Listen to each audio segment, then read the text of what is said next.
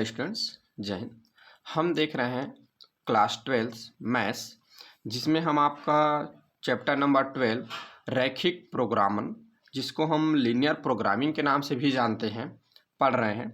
जिसमें हम पिछली 2 क्लास में हमने लीनियर प्रोग्रामन क्या चीज़ होता है इसके बारे में जाना। साथ ही उसमें यूज होने वाले कुछ टर्म्स है, जैसे उद्देश्य फलन, आपके व्यवरोध में आ जाएंगे निवेशी व्यवरोध, संग्रहण व्यवरोध, और एक निर्णायक चर होता है। तो ये क्या होता है और इसको कैसे हम निर्धारित करते हैं, इस सबको समझा।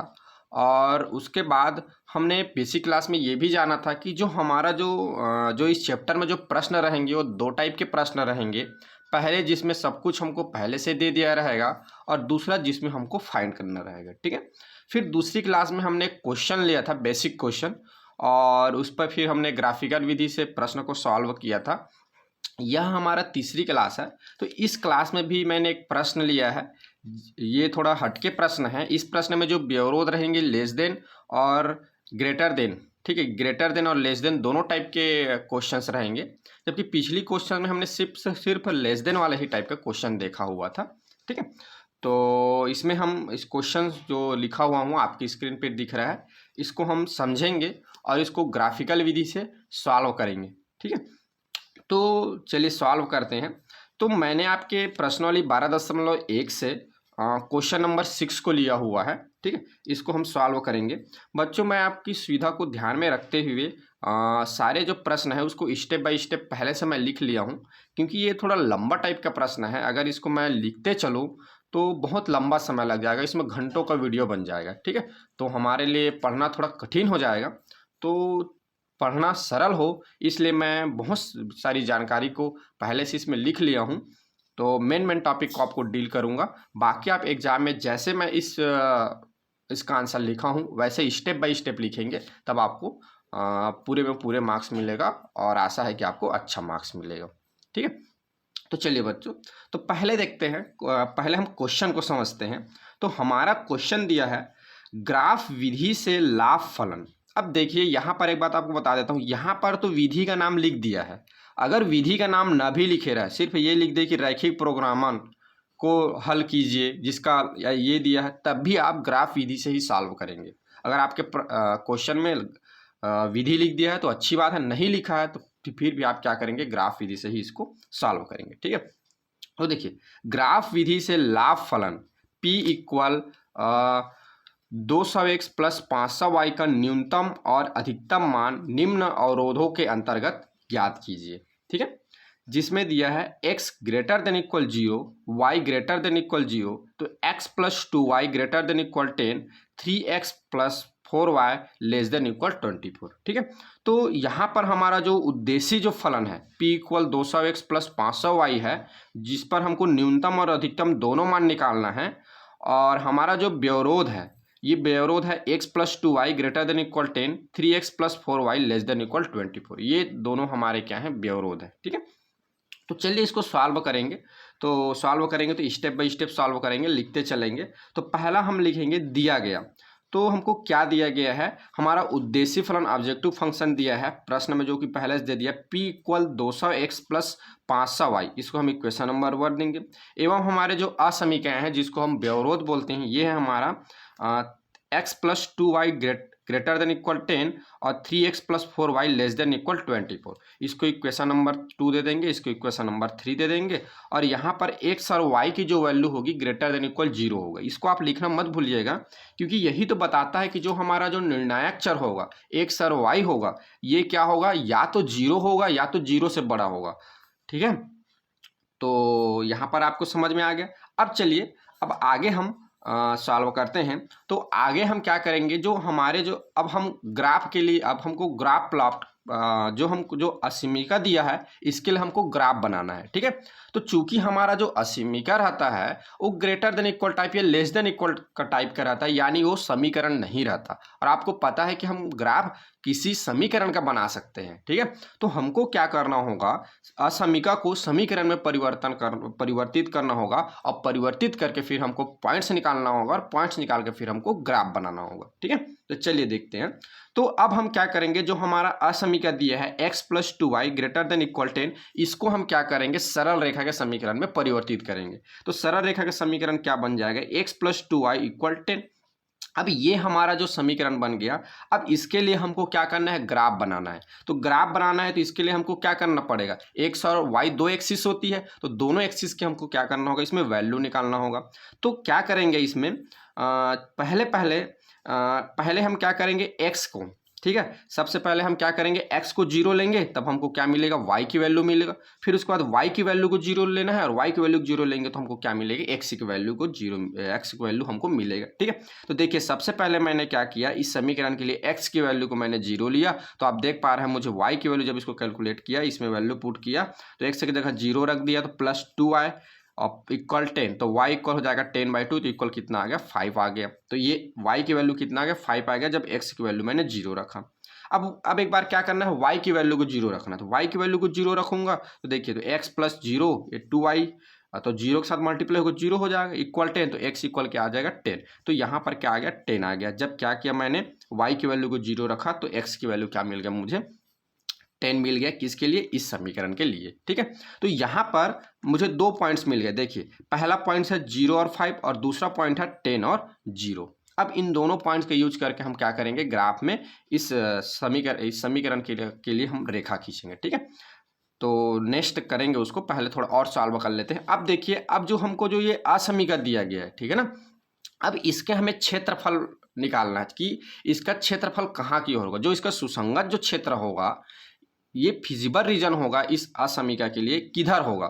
तो चूंकि हम जानते हैं जो हमारा सुसंगत क्षेत्र रहता है उसका परीक्षण जो बिंदु रहता है, परीक्षण बिंदु माने जिसके सापेक्ष हम बताते हैं कि उसके अंदर आएगा कि बाहर आएगा, तो वो हमारा होता है ओरिजिन। तो इसीलिए हम ओरिजिन को क्या बोलते हैं, परीक्षण बिंदु बोलते हैं। तो ओरिजिन को ही हम एक माने सापेक्ष, कि इसके सापेक्ष होगा, पॉइंट्स मान के कि इधर जाएगा कि उधर जाएगा, तो ओरिजिन को ही हम क्या करेंगे, मानेंगे। और ओरिजिन के अंदर आएगा या ओरिजिन की ओर आएगा या तो ओरिजिन से बाहर जाएगा। ओरिजिन कहने का मतलब मूल बिंदु। ठीक है, तो ओरिजिन मूल बिंदु ही हमारा परीक्षण बिंदु होगा, एक स्थित माने एक फिक्स पॉइंट है। क्योंकि अगर आप ग्राफ में बात करें तो अगर आप ग्राफ जब देखेंगे तो ग्राफ में हमारा मूल बिंदु ही ऐसा बिंदु रहता है जो फिक्स रहता है। ठीक है, बाकी पॉइंट्स तो इस पर निर्भर करते हैं, एक्स और वाई की वैल्यू पे, लेकिन हमारा जो मूल बिंदु है एक फिक्स पॉइंट रहता है। कहाँ पर रहता है, जो वाई एक्सिस और एक्स एक्सिस जहाँ पे कट करता है वहीं, माने जो परपेंडिकुलर वाई एक्सिस और जहाँ पे माने एक्स एक्सिस और वाई एक्सिस जहाँ पे परपेंडिकुलर, जहाँ पे 90 डिग्री एंगल बनाते हैं, वहीं पर क्या होता है, हमारा ओरिजिन प्राप्त होता है, जो क्या रहता है, फिक्स रहता है। ठीक है, तो देखिए, तो चूंकि हमारा परीक्षण बिंदु मूल बिंदु है, ये समझ में आ गया क्यों हम परीक्षण बिंदु लिए इसको। ठीक है, तो हम यहाँ पे क्या करेंगे, मूल बिंदु की वैल्यू को यहाँ पे पुट करेंगे। तो आपको पता है मूल बिंदु को हम ओ से डिनोट करते हैं, और ये क्या होता है, इसका जो निर्देशांक होता है 0 0 होता है। और आपको ये भी पता है, पहले जो लिखते हो एक्स निर्देशांक होता है, बाद में जो लिखते हो वाई निर्देशांक होता है। तो यहाँ पर वैल्यू पुट करेंगे इस असमीका में। तो एक्स की जगह 0 रखा, वाई की जगह भी 0 रखूंगा, तो ये दोनों 2 का मल्टीप्लाई होगा, 0 आ जाएगा। और ये ग्रेटर देन इक्वल 10, तो ये क्या आ जाएगा, 10। तो 0 + 0 0 ही होगा, ग्रेटर देन इक्वल क्या आएगा, 10 आ जाएगा। तो आप देखिए इस बात को समझिए, ये बोल रहा है कि 0 क्या होगा, 0 जो है बड़ा होगा, बराबर होगा 10 से। ठीक है, तो 0 क्या 10 से बड़ा होगा।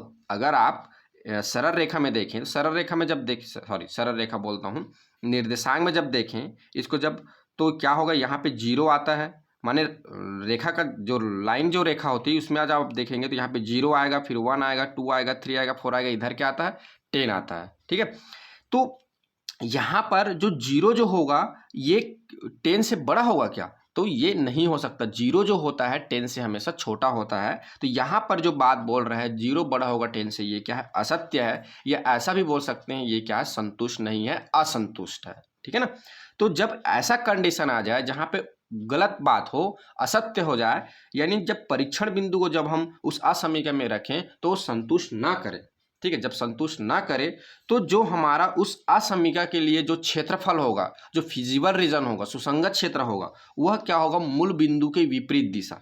मूल बिंदु के विपरीत दिशा कहने का मतलब अगर मूल बिंदु यहाँ पर है तो इसी की दिशा में आएगा तो मूल बिंदु की दिशा होगा। मूल बिंदु की विपरीत दिशा कहने का मतलब ये है कि यहाँ पे अगर ओरिजिन है तो ये इधर जाएगा, उसके विपरीत दिशा। ठीक है, अगर यहाँ पे मान ले जाए मूल बिंदु है तो इधर की ओर जाएगा, विपरीत दिशा। ठीक है, तो इसका जो सुसंगत क्षेत्र होगा ये बाहर की ओर जाएगा मूल बिंदु से। ठीक है, तो यहाँ पर आपको बात समझ में आ गया होगा कि इस समीकरण के लिए क्या होगा, जो समीकरण ये होगा और इसके पॉइंट्स ये होंगे और इसका जो फिजिबल रीजन जो होगा, जो क्षेत्रफल होगा, ये मूल बिंदु को क्या होगा, विपरीत ओर जाएगा। ठीक है, अब देखिए पहले असमीका के लिए हमने समझ लिया। अब इसी तरह दूसरे जो हमारा असमीका है क्या है, 3x + 4y <= 24। इसके लिए हम समीकरण बनाएंगे, पॉइंट्स निकालेंगे और इसका मूल बिंदु, इसका जो फिजिबल रीजन होगा कहाँ होगा ये देखते हैं। ठीक है, तो देखिए अब असमीका 3x + 4y <= 24 के लिए रेखा का समीकरण क्या हो जाएगा, तो ये हो जाएगा 3x + 4y = 24। ठीक है, ये रेखा का समीकरण हो गया। अब इस रेखा के समीकरण के लिए आप पॉइंट्स निकालिए। तो सबसे पहले हम क्या करेंगे, x की वैल्यू को 0 रखना है। देखिए एक बार x की वैल्यू को 0 रखेंगे और एक बार y की वैल्यू को 0 रखेंगे। ठीक है, तो मैं क्या करूंगा, पहले x की वैल्यू को 0 रखता हूं। तो x की वैल्यू को जब 0 रखूंगा तो यहाँ पे देख पा रहे हैं ये 3x ये 0 हो जाएगा और ये 4y, तो यहाँ पे 24, तो y इक्वल आ जाएगा 24/4। तो ये कितना हो जाएगा, 6। तो यानी y की वैल्यू मुझे मिल गया 6। जब y की वैल्यू को 0 रखूंगा, देखिए y की वैल्यू जब 0 पुट किया तो ये वाला टर्म 0 हो जाएगा। तो 3x तो x इक्वल क्या आ जाएगा, 24/3, तो इक्वल क्या आ जाएगा 8। यानी x की वैल्यू जब मैं 0 पुट करूंगा तो y की वैल्यू 6 मिलेगा और जब y की वैल्यू को 0 पुट करूंगा तो x की वैल्यू क्या मिल जाएगा, 8 मिल जाएगा। यानी यहाँ पर इस समीकरण का पॉइंट्स क्या हो जाएगा, 0, 6 और 8, 0। इसको लेकर हम क्या करेंगे, इस रेखा के लिए ग्राफ में सरल रेखा बनाएंगे। ठीक है, अब देखिए अब इसका भी हम फिजिबल रीजन निकाल लेते हैं। तो चूंकि फिजिबल रीजन हम मूल बिंदु के सापेक्ष ही कैलकुलेट करते हैं। ठीक है, तो यहाँ पे हमारा परीक्षण बिंदु क्या होगा, मूल बिंदु होगा, जो जिसकी वैल्यू क्या है, वो 0, 0 है। यानी इसमें x एक्सिस 0 है और y एक्सिस भी क्या है, 0 है। तो x और y दोनों को वैल्यू क्या करिए आप इस असमीकरण में पुट करेंगे। ये बात ध्यान रखेंगे ना, यहाँ पे समीकरण की वैल्यू निकालते हैं लेकिन यहाँ पे असमीका की वैल्यू में हमको पुट करना है मूल बिंदु की वैल्यू को। ठीक है, और चेक करना है। तो देखिए तो ये 0, 0 है तो x की जगह भी क्या हो जाएगा 0 और y की जगह भी मैंने क्या रख दिया, 0 रख दिया, <24। अब जब ये 0 है तो ये कैलकुलेट इंटू होगा, 0 हो जाएगा, ये भी 0 हो जाएगा, 0 में 0 ऐड करेंगे 0 हो जाएगा, तो <24। देखिए यहाँ बोल रहा है 0 जो होगा 24 से 24 से छोटा होगा। ठीक है, 0 जो होगा 24 24 से छोटा होगा। तो ये बात क्या है, सत्य है। या ऐसे भी बोल सकते हैं कि यहाँ पे 24 जो होगा 0 से बड़ा होगा, तो ये बात तो सत्य है। ठीक है, कि 0 क्या होता है, 20 से छोटा होता है या 24 जो होता है 0 से बड़ा होता है। ठीक है, तो यहाँ पे हमारी जो बात है सत्य है। यानी इसके लिए जो मूल बिंदु के जब पॉइंट्स को जब रख रहे हैं तो ये क्या कर रहा है, संतुष्ट कर रहा है, सही वैल्यू आ रहा है। ठीक है, तो अतः हम बोलेंगे कि इस जो असमीका होगा, इस असमीका का जो फिजिबल रीजन होगा, ठीक है, क्षेत्रफल जो होगा ये किधर होगा, मूल बिंदु की ओर होगा, क्योंकि मूल बिंदु के पॉइंट्स को ये क्या कर रहा है, संतुष्ट कर रहा है। तो इसलिए इसका जो फिजिबल रीजन जो आएगा, जो सुसंगत जो क्षेत्र आएगा, इसका जो क्षेत्रफल होगा ये किधर की ओर होगा, मूल बिंदु की ओर होगा। अगर मूल बिंदु इधर है तो इधर मूल बिंदु की ओर आएगा। ठीक है, तो इतना जब आप सॉल्व करेंगे, इधर चूंकि मैं पहले से लिख लिया हूं, यहाँ बस यहाँ इसके ऊपर को जब सॉल्व करेंगे उसके बाद आपको क्या करना है, ग्राफ बनाना है। ठीक है, ग्राफ जब बना लेंगे उसके बाद फिर इसमें आगे सॉल्व करना है। ठीक है, मैं पहले से लिख लिया हूँ इसलिए आगे आपको दिख रहा होगा इधर, लेकिन इसको अभी नहीं लिखना है। इतना बनाने के बाद आपको क्या करना है, ग्राफ बनाना है। ठीक है, तो चलिए ग्राफ बनाते हैं। तो आप ध्यान से समझेंगे कि कैसे ग्राफ बनाते हैं, क्योंकि ग्राफ बनाने में बहुत सारी त्रुटियां हो जाती है और तो हम इसको अच्छे से समझेंगे। ठीक है, और बिल्कुल ध्यान से बनाएंगे। देखिए ग्राफ कैसे बनाएंगे उसको थोड़ा सा समझ लीजिए आप। सबसे पहले आप ग्राफ बनाएंगे तो आप ग्राफ के ऊपर में बता देंगे कि कौन सा आपका उद्देश्य फलन है जिसके लिए आप ग्राफ बना रहे हैं। तो मेरा जो उद्देश्य फलन है P = 200x + 500y क्या है, तो इसके लिए ग्राफ होगा। ग्राफ तो आपको पूरा नहीं दिख पा रहा है, लेकिन फिर भी मैं आपको दिखा रहा हूँ। देखिए समझिए पहले ग्राफ को। जब आप समझ जाएंगे कि ग्राफ कैसे बनता है तो आप खुद आपको बनाना आ जाएगा। ठीक है, तो सबसे पहले आप क्या करेंगे, ये एक्सिस बनाएंगे। ठीक है ना, तो मैंने एक्स एक्सिस बनाया, एक्स एक्स डैश, और इधर वाई और वाई डैश एक्सिस बनाया ये। ठीक है, इसका आप नामकरण कर देंगे। देखिए अब मुझे डिसाइड करना है पैमाना। ठीक है, तो पैमाना डिसाइड करूंगा मैं पॉइंट्स के आधार पे। तो आप देख पा रहे हैं मेरा जो पॉइंट्स आ रहा है 1 2 3 4 5 6 7 8 9 10 तक की, इतने ही पॉइंट्स आ रहा है। तो मैं इसको बड़ा बड़ा ना लेके क्या करूंगा, 1 2 3 4 5 ही लूंगा, माने एक खाने को एक मानूंगा। ठीक है, तो यहाँ पे मैंने क्या किया है, एक एक खाने को एक एक नंबर लिया है। तो 1 2 3 एक खाना माने एक बॉक्स को। ठीक है, तो यहाँ आप देख पा रहे हैं एक्स एक्सिस में एक्स बॉक्स को 1, एक बॉक्स को इतना बॉक्स को 1 2 3 4 5 ये। वाई में भी मैंने क्या किया है, एक एक को एक एक माने हुआ चला है। तो ये है हमारा जो पैमाना होगा। तो क्या हो जाएगा, एक्स एक्सिस में एक खाना मैंने कितना लिया, एक लिया, तो एक इकाई, क्योंकि पता नहीं मुझे उसकी यूनिट क्या है तो आप इकाई लिख देंगे। ठीक है, वाई अक्ष में एक खाना बराबर क्या हो जाएगा, एक इकाई। तो इतना लिखने के बाद फिर आप क्या करेंगे, ग्राफ प्लॉट करेंगे, ये बना लेंगे और ये पैमाना लिख लेंगे। उसके बाद जो आपको पॉइंट्स दिए गए हैं उन पॉइंट्स को से आप क्या करेंगे, ग्राफ खींचेंगे। ठीक है, तो देखिए सबसे पहले हम जो हमारा पहला समीकरण दिया गया है, ठीक है ना, ये पहला जो हमारा समीकरण है x + 2y = 10, इसके लिए हमको क्या करना है, ग्राफ बनाना है। तो इसके हमने पॉइंट्स क्या निकाला, तो देखिए इसके लिए पहला पॉइंट है 0 और 5, यानी x एक्सिस 0 और y एक्सिस 5। तो आपको पता है कि हमारे ग्राफ में x एक्सिस की जो वैल्यू होती है ये कहाँ पे होती है, y एक्सिस पे। y एक्सिस पे क्या होता है, x की वैल्यू 0 होती है और हमको y की ही वैल्यू मिलती है, और x एक्सिस पे क्या होता है, y की वैल्यू 0 होती है और x की वैल्यू मिलती है। भाई इसकी जो विपरीत वैल्यू होगी ये 0 होगा ना भाई, एक्स पे जब कोई खींच रहे हैं तो इसकी जो विपरीत वैल्यू होगी माने एक्स की ही इसमें मान मिलेगा ना, एक्स में वाई तो 0 हो जाएगा, और इसमें क्या हो जाएगा, एक्स 0 हो जाएगा, ये वाई एक्सिस है तो वाई की वैल्यू मिलेगा। ठीक है, बिल्कुल सिंपल बात है। तो आप देख पा रहे हैं पहला जो हमारा पॉइंट्स है ये है 0 5, तो ये 0 है तो एक्स 0 है तो इसमें आएगा। ठीक है, तो इसमें आएगा ये 0 5, तो यहाँ पर देखिए ये 0 हो जाएगा और ये हमारा मिल जाएगा वाई क्या मिल जाएगा 5। तो ये इसको पॉइंट्स है तो ये यहाँ पे थोड़ा सा पॉइंट लगा देंगे। दूसरा हमारा पॉइंट्स है क्या, 10 0, तो 10 और 0 यानी x 10 है तो x की वैल्यू यहाँ पे 10 यहाँ पे आ जाएगा, और y की वैल्यू यहाँ पे क्या होगा, 0 होगा, तो x की वैल्यू 10 और y की वैल्यू 0 हो जाएगा। ये पहला समीकरण के लिए। तो इस ये जो समीकरण है पहला, उसके लिए आप सरल रेखा बना लेंगे। आप ध्यान से बनाएंगे क्योंकि अगर आपसे गलती होती है तो पूरा ग्राफ आपका गलत बन जाएगा। ठीक है, ये दोनों पॉइंट्स को आप क्या करेंगे, स्केल की सहायता से आप मिला देंगे ऐसे। ये देखिए ये, और ये कौन से इक्वेशन के लिए है, तो ये हमारा इक्वेशन है x + 2y = 10। तो यहाँ पर आप लिख देंगे कि इस सरल रेखा के लिए ये हम ग्राफ, ये जो लाइन खींच रहे हैं इस सरल रेखा का। ठीक है, अब देखिए दूसरा जो हमारा रेखा का समीकरण है ये है 3x + 4y = 24। तो इसके जो पॉइंट्स हैं 0 6 है और 8 0 है। तो 0 6 यानी x एक्सिस 0 है, y की वैल्यू दिया गया तो x एक्सिस में आएगा, तो 0 6। तो ये आप देख पा रहे हैं 0 6 ये यहाँ पे है, ये 0 और ये 6, ये वाला जो पॉइंट होगा ये होगा हमारा 0 6। और दूसरा हमारा जो पॉइंट दिया है ये है 8 0। ठीक है, तो 8 0 के लिए ये इधर आएगा, यहाँ पे ये पॉइंट है हमारा जहाँ पे x 8 है और y की वैल्यू क्या है, 0 है। ठीक है, देखिए बच्चों एक बात और यहाँ पे ध्यान रखेंगे कि मैं क्या कर रहा हूँ, कलरफुल पेनों को यूज कर रहा हूँ, लेकिन आपको एग्ज़ाम में कलरफुल पेन यूज नहीं करना है। ठीक है, इसलिए मैं कलरफुल पेन का यूज कर रहा हूँ ताकि आपको अच्छे समझ में आए कि कैसे हम ग्राफ बनाते हैं।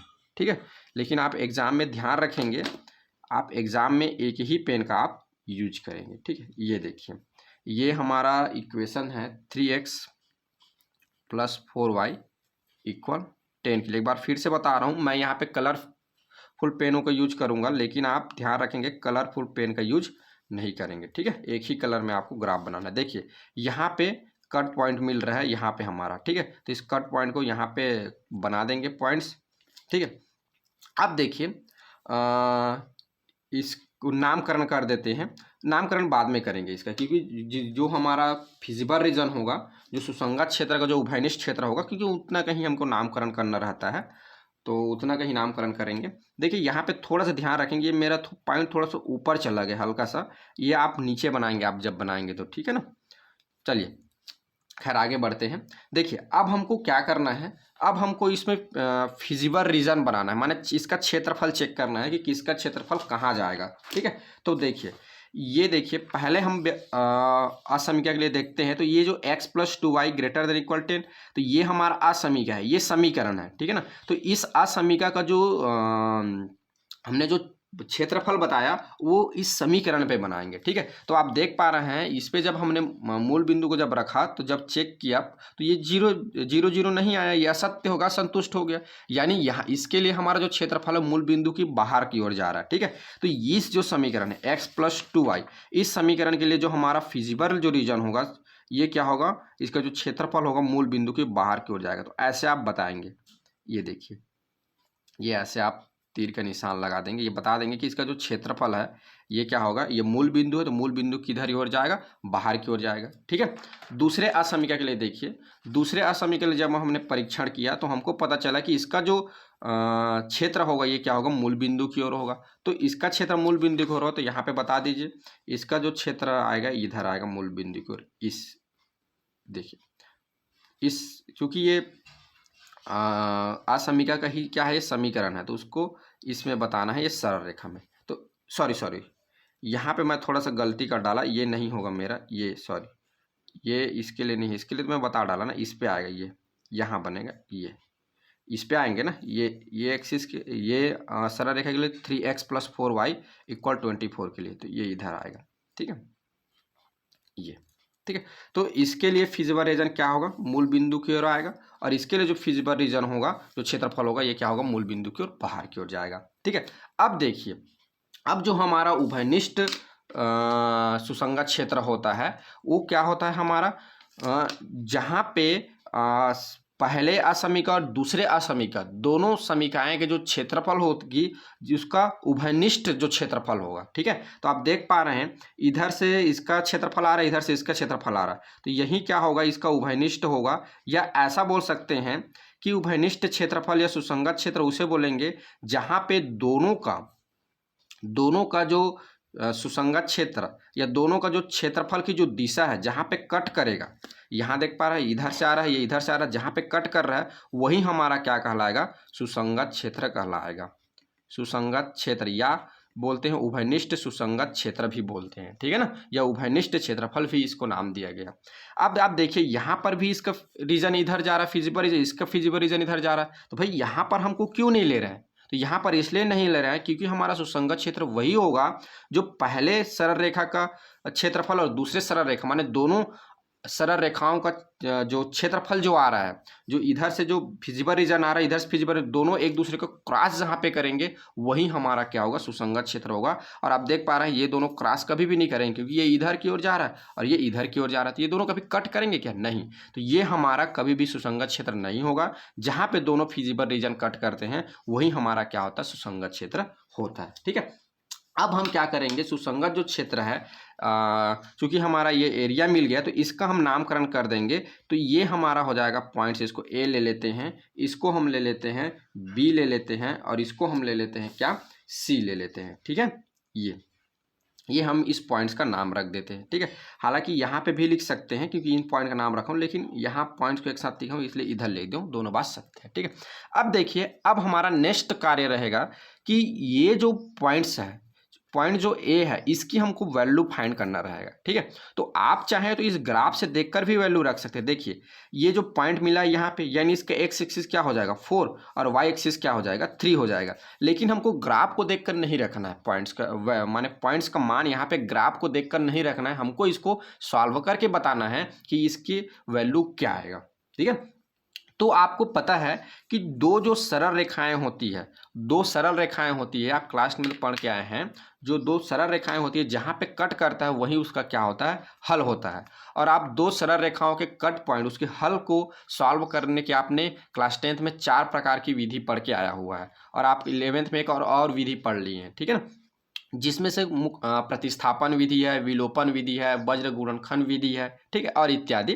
तो हम क्या करेंगे, किन्हीं भी एक विधि का यूज करके इन दोनों सरल रेखाओं को हम सॉल्व करेंगे और सॉल्व करके इस पॉइंट की हम क्या करेंगे, वैल्यू फाइंड करेंगे। ठीक है, तो देखिए नेक्स्ट हमारा वर्क रहेगा इस पॉइंट्स की वैल्यू निकालना। ठीक है, तो ये आगे इसका सॉल्यूशन है।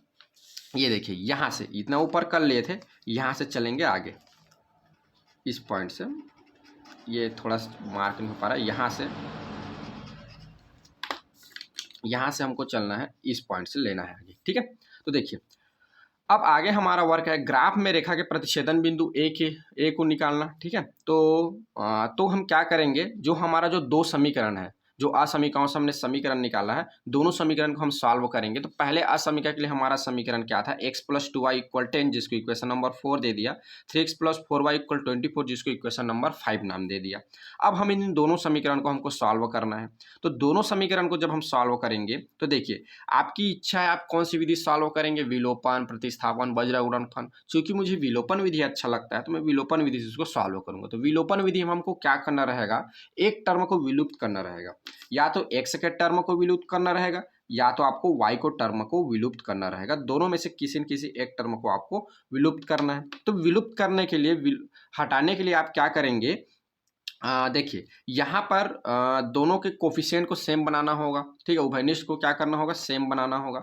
तो यहाँ देखिए या तो यहाँ 3 का मल्टीप्लाई करेंगे, यहाँ 4 है तो या तो इसमें 2 का मल्टीप्लाई करेंगे। तो दोनों आप कर सकते हैं। जब इसमें 2 का मल्टीप्लाई करेंगे तो y वाला कटेगा, 3 का मल्टीप्लाई करेंगे तो x वाला कटेगा। तो मैं क्या करता हूँ, इसमें 3 का मल्टीप्लाई कर देता हूँ। ठीक है ना, तो समीकरण 4 में 3 का गुणा करके समीकरण 5 को घटाने पर, तो देखिए समीकरण 3 में जब गुणा करूंगा समीकरण 4 में 3 का, तो ये हो जाएगा 3x + 4y = 13, और ये जब माइनस करूंगा तो 3x 4y 24। तो ये क्या हो जाएगा, चूंकि माइनस कर रहा हूँ तो ये क्या हो जाएगा, ये प्लस है वो माइनस हो जाएगा, प्लस है वो माइनस हो जाएगा, ये भी प्लस है माइनस हो जाएगा। यहाँ पे 3x 3x कट जाएगा, 6y में 4y माइनस होगा, 2y आएगा, और 30 में 24 माइनस होगा तो क्या आ जाएगा, 6 आ जाएगा। तो y की वैल्यू यहाँ पे आ जाएगा 6/2, तो y की वैल्यू मिल जाएगा यहाँ पे 3। अब y का मान समीकरण जब 4 में रखूंगा तो मुझे x की वैल्यू मिलेगा। देखिए यहाँ पे रख दिया y का मान, तो ये आ गया 10, तो x इक्वल आ जाएगा 10 - 6, ये इधर चला जाएगा तो x इक्वल आ गया 4। अतः प्रतिच्छेदन बिंदु a का निर्देशांक a क्या मिल गया, 4, 3 मिल गया। ठीक है, अब इसको हम क्या करेंगे, ग्राफ में लिख देंगे। हमारा जो पॉइंट्स ए है ये क्या मिल गया, 4 और 3 मिल गया इसका हल।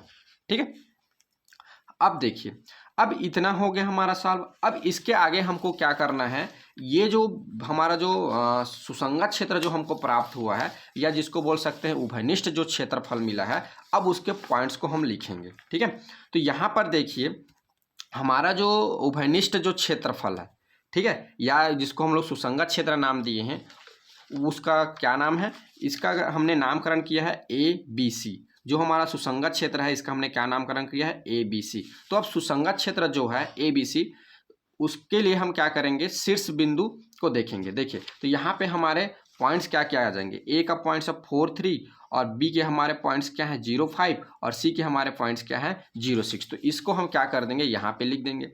अब इन जो पॉइंट्स मिला है, जो सुसंगत क्षेत्र में हमको जो ये 3 जो पॉइंट मिले हैं, इन्हीं पॉइंट को हम उद्देश्य फलन पे रख के हल प्राप्त करेंगे। ठीक है, इन्हीं पॉइंट को हम क्या करेंगे, उद्देश्य फलन में रख के हल प्राप्त करेंगे। ठीक है, तो चलिए बारी बारी से इस पॉइंट्स को रखना है। अब देखिए यहाँ पे एक बात और आपको बता देता हूँ, थोड़ी सी ध्यान रखने योग्य बात। आप पिछली वीडियो में आपने देखा था कि मैंने ओरिजिन को भी लिया था, मूल बिंदु को भी मैंने क्या लिया था, उभयनिष्ठ बिंदु लिया था। ठीक है, किसके लिए, सुसंगत क्षेत्र के लिए। लेकिन यहाँ पे आप देख पा रहे हैं मैंने ओरिजिन को नहीं लिया। वहाँ पर ओरिजिन को इसलिए लिया था क्योंकि उसमें ओरिजिन, इस क्षेत्रफल में ओरिजिन जो मूल बिंदु है ये शामिल हो रहा था। लेकिन यहाँ पे आप देख पा रहे हैं, अगर मैं इस क्षेत्रफल का जब नाम करूँ तो इससे, चूंकि ये क्लोज एरिया है, तो इस क्लोज एरिया को जब बनाऊँ तो ये यहाँ से चलूँगा, इतना जाऊँगा, इतना यहाँ पर वापस आ जाऊँगा, माने ओनली इन 3 पॉइंट्स का ही यूज हो रहा है। ठीक है, तो हमारा इसमें ओरिजिन को नहीं लेंगे। लेकिन पिछले जो क्वेश्चन था उसमें हमने ओरिजिन को लिया था, क्योंकि ओरिजिन भी उस क्षेत्रफल में, उस एरिया में आ रहा था। तो ठीक है, तो इसको ध्यान रखेंगे। जो इस सुसंगत क्षेत्र में जो पॉइंट्स आएंगे उन्हीं पॉइंट्स को लेना है, बाकी दूसरे पॉइंट को छोड़ देना है। ठीक है, चलिए तो ये 3 पॉइंट्स आए, इन 3 पॉइंट्स को हमने यहाँ पे लिख लिया। अब इन्हीं 3 पॉइंट्स के लिए हमको क्या करना है, आगे सॉल्व करना है, उद्देश्य फलन को चेक करना है कि कब न्यूनतम होगा और कब अधिकतम होगा। ठीक है, तो देखिए इस तरह से आप एक बॉक्स बना लेंगे। ठीक है, जहाँ पे यहाँ पे लिखेंगे शीर्ष बिंदुए और उद्देश्य फलन का मान p equal 200x plus 5y, और यहाँ पे इसको इस उद्देश्य फलन को एक बार और लिख देंगे। ठीक है, देखिए यहाँ पर a, b और c तीनों का पॉइंट्स, तो 3 डिब्बे बना लेंगे इधर। ठीक है, अब देखिए यहाँ पे a की वैल्यू 4 और 3, यहाँ पे आपको पता है कि पहले जो स्टार्टिंग होता है, कभी भी आप जब कोऑर्डिनेट्स लिखेंगे, कभी भी जब आप निर्देशांक लिखेंगे, तो आपको पता होना चाहिए कि हमारा जो पहला पॉइंट होता है वो हमेशा x का होता है, दूसरा जो पॉइंट होता है हमेशा y का होता है। इसमें भी x होगा, y होगा, x का होगा, y का होगा। ठीक है, तो वैल्यू पुट करिए। जब x की वैल्यू जब पुट करेंगे इसमें, तो ये x की जगह 4 लिख देंगे, y की जगह हम 3 लिख देंगे, मल्टीप्लाई करेंगे, मल्टीप्लाई करके यहाँ लिख देंगे, और मल्टीप्लाई किए तो ये आ गया 800 प्लस 1500, जब ऐड किए तो ये आ गया 2300। ठीक है, यहाँ वैल्यू दिया है 0 और 5, पुट करिए, x की जगह 0, y की जगह 5, जब इसको कैलकुलेट करेंगे तो ये 0 हो जाएगा, ये आ जाएगा 2500, तो ये 0 के साथ ऐड होगा तो आ जाएगा 2500। इसको आगे कैलकुलेट करेंगे तो c की वैल्यू 06, p इक्वल आ जाएगा 200 0 प्लस 500 इंटू 6, तो ये 0 प्लस 3000, तो ये कितना आ जाएगा 3000। अब इनको अवलोकन कीजिए, जो ही हमारा p की वैल्यू आया है इसको अवलोकन करें, तो अवलोकन करेंगे तो हमको प्राप्त होता है कि अधिकतम जो है हमारा 3000 है और न्यूनतम जो है 23000 है, और बीच में आ रहा है 2500। चूंकि हमारा प्रश्न अधिकतम और न्यूनतम पूछा है, तो अधिकतम मान हमारा क्या हो जाएगा 3000 होगा। कौन से पॉइंट्स के लिए हो रहा है, c इक्वल 06 के लिए, और न्यूनतम जो हो रहा है हमारा 2300 हो रहा है कौन से पॉइंट के लिए, 4-3 के लिए। तो अतः हमारा आंसर हो जाएगा p इक्वल 2300 कौन से शीर्ष पे प्राप्त हो रहा है उसको बता देंगे, तो a इक्वल 4-3 पर न्यूनतम मान मिल रहा है, और p इक्वल 3000 शीर्ष c 06 पर अधिकतम मान प्राप्त हो रहा है। यही हमारा क्या होगा, आंसर होगा। ठीक है, तो इस तरह से हम क्या करेंगे, हमको जो रैखिक प्रोग्राम में दिए गए जो प्रश्न है उसको हम सॉल्व करेंगे। ठीक है, चलिए पुनः एक बार रिव्यू कर लेते हैं कि कैसे कैसे हमको सॉल्व करना है। ठीक है, तो देखिए सबसे पहले क्या करेंगे, आपको जो प्रश्न दिया है उसको समझना कि कौन से टाइप का है, और चूंकि ये पहले वाला टाइप का है तो हमको इसमें सारा डाटा पहले से दिया हुआ है, तो जो डाटा दिया है उसको हम लिख देंगे। तो ये हमारा उद्देश्य फलन व्यवरोध हो गए। सबसे पहले हमको क्या करना है, जो हमारा पहले व्यवरोध है या जिसको हम लोग बोलते हैं असमीका फर्स्ट, उसको हम समीकरण में चेंज करेंगे, उसके पॉइंट्स निकालेंगे। फिर चूंकि हमारा मूल बिंदु परीक्षण बिंदु होता है, उसके लिए चेक करेंगे सुसंगत क्षेत्र बाहर की ओर होगा कि अंदर की ओर होगा। अगर ये संतुष्ट करता है, अगर पहले मैं बता देता हूँ, अगर ये असंतुष्ट करता है तो ये बाहर की ओर जाएगा, इसका जो क्षेत्रफल होगा। अगर ये संतुष्ट करेगा तो मूल बिंदु के ओर आएगा, अगर संतुष्ट नहीं करता तो मूल बिंदु के बाहर की ओर जाएगा।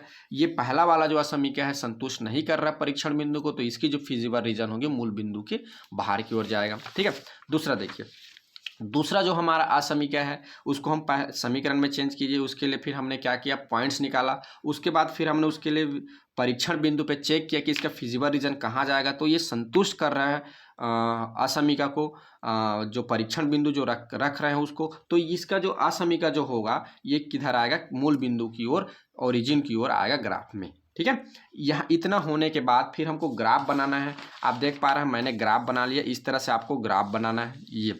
ठीक है, जो जो पॉइंट्स दिए हैं उसको रख के आपको सरल रेखा खींचेंगे, और जो कट पॉइंट मिलेगा यहाँ पे, चूंकि ये इसका हल होता है दो सरल रेखाओं का, तो दो सरल रेखा के हल करने का हमारे पास विधियां हैं। उस विधि के यूज करके हम क्या करेंगे, इस पॉइंट का वैल्यू निकालेंगे। तो इस पॉइंट की वैल्यू निकालने के लिए फिर आगे हम कैलकुलेट करेंगे। आप देख पा रहे हैं यहाँ पे ग्राफ में जो प्रतिच्छेदन बिंदु ए प्राप्त हो रहा है उसके लिए हम हल कैसे निकालेंगे। जो हमने ऊपर जो दो समीकरण माना है उन दोनों समीकरण को लेंगे, और उन दोनों समीकरण को लेके हमको जो विधि पता है दो समीकरण को सॉल्व करने की, उन दोनों विधि में से किसी भी एक विधि के यूज करके सॉल्व करेंगे। मैंने विलोपन विधि से सॉल्व किया, तो यहाँ पर देख पा रहे हैं y की वैल्यू 3 मिल गया, x की वैल्यू 4 मिल गया। तो अतः हमारे जो प्रतिच्छेदन बिंदु का निर्देशांक है वो क्या मिल जाएगा, a की वैल्यू 4 और 3 मिल जाएगा। ठीक है, इसके आगे फिर आपको क्या करना है, जो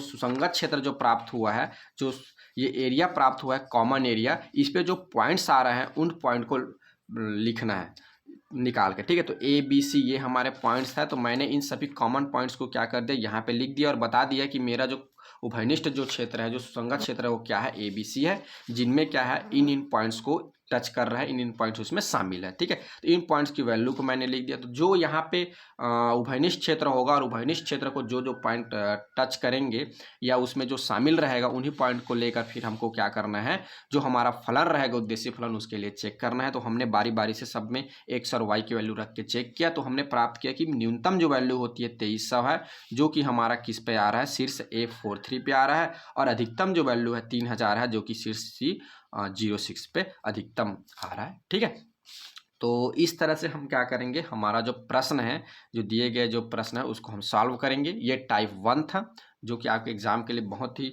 महत्वपूर्ण प्रश्न है।